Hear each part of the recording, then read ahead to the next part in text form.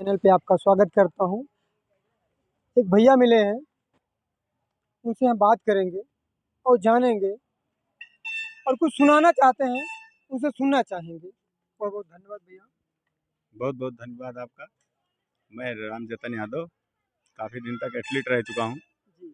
तो आज 15 अगस्त के उपलक्ष्य में मैं आपको एक कविता सुनाने चल रहा हूँ, जो कविता है कि जैसे जान बची तो लाखों पाए। जी। जान बची तो लाखों पाए, उस कविता का शीर्षक है। पहले कि है आंसुओं से भीगी मेरे प्यार की कहानी, बाहर से है बुढ़ापा भीतर से है जवानी, नजरों से तेरी नजरें कैसे मिलाए जानी, तेरी दाई आंख कानी मेरी बाई आंख कानी। कविता का शीर्षक है कि वैसे तो मैं बहुत गरीब इंसान हूँ, मगर बाई आंख से परेशान हूँ। अपने आप चलती है, लोग समझते चलाई गई है।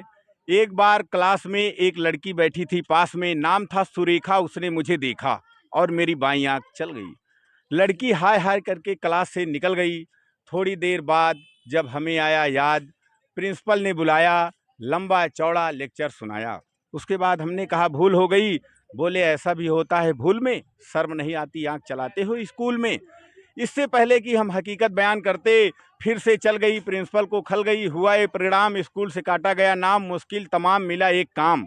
इंटरव्यू में खड़े थे, एक लड़की सामने थी खड़ी, उसकी नज़र हम पर पड़ी और मेरी बाईं आंख चल गई।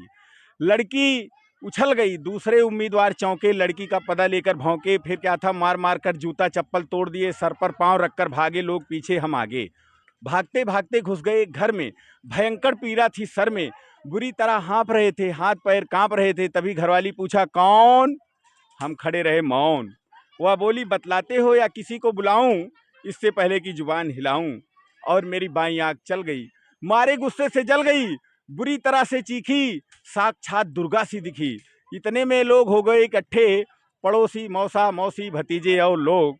मच गया हंगामा, चड्ढी बना दिया पैजामा, बनियान बन गया कुर्ता, मार मार कर हमको बना दिए मुर्दा। हम चिल्लाते रहे, पीटने वाले पीटते रहे, भगवान जाने गुस्सा कब तक निकालते रहे। जब हमें आया होश तो हम संजय गांधी हॉस्पिटल में पड़े थे, डॉक्टर और नर्स घेरे खड़े थे।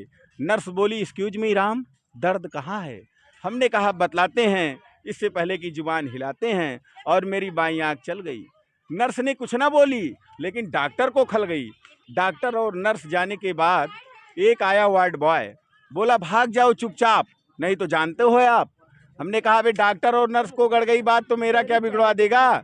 उसने कहा मरा हुआ कहकर जिंदा गड़वा देगा। अब तो विकल्प रहे एक, जिंदगी रहे चाहे जाए। मैंने अस्पताल की बाईं खिड़की से कूदा और जान बची तो लाखों पाए, लौट के बुद्धू घर को आए। बहुत बहुत धन्यवाद राम।